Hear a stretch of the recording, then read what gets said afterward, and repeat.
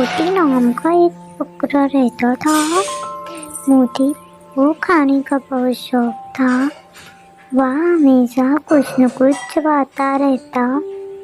उसकी भूख कभी भी खत्म ही नहीं होती थी।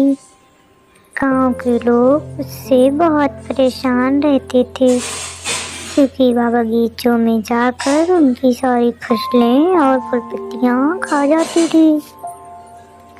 एक दिन मोती जंगल में खाने की तलाश में भटक रहा था। उसे एक हरी भरी घास का मैदान दिखा। मोती की खुशी का ठिकाना नहीं रहा।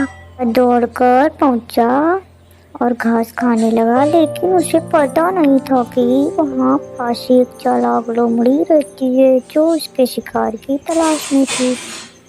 लोमड़ी ने मोती को देखा और सोचा, यह बकरा तो बड़ा ही मोटा ताजा है। अगर इसे मैं खा लूं तो कई दिनों तक भूख की चिंता नहीं सताएगी। लोमड़ी ने एक योजना बनाई। वो मोती के पास गई और मीठी आवाज में बोली, ओ मोती भाई, तुम तो बड़े ताकतवर और समझदार लगते हो, लेकिन तुम यहाँ अकेले घास खा रहे हो। क्या तुमने उस खेत की घास नहीं देखी जो इससे भी ज्यादा हरी और नरम है? मोती ने हैरानी से पूछा, कौन सा खेत? कहाँ पे है खेत? मुझे भी बताओ। लोमड़ी ने जंगल के और अंदर एक जगह का जिक्र किया और कहा, वहाँ की घास बहुत मीठी और स्वादिष्ट भी, लेकिन वहाँ जाने के लिए तुम्हें मेरा साथ चाहिए होगा, क्योंकि रास्ता थोड़ा खतरनाक है। तुम अकेले वहाँ पे नहीं जा सकोगे।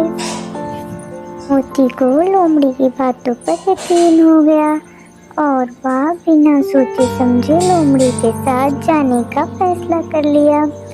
लोमड़ी उसे घने जंगल में एक गुफा के पास ले गई। यह गुफा दरअसल लोमड़ी का शिकार पकड़ने का ठिकाना था। जैसे ही मोती अंदर घुसा, लोमड़ी ने उसे पकड़ने की कोशिश की, लेकिन तभी मोती को एहसास हुआ कि वह फंस गया है।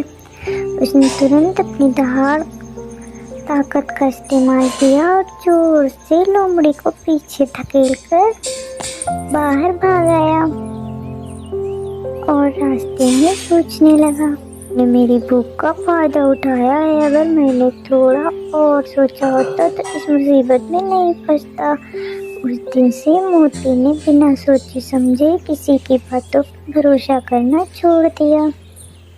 अब वह अपनी भूख पर काबू करने लगा है और गांव वालों के बगीचों में भी जाना बंद कर दिया है।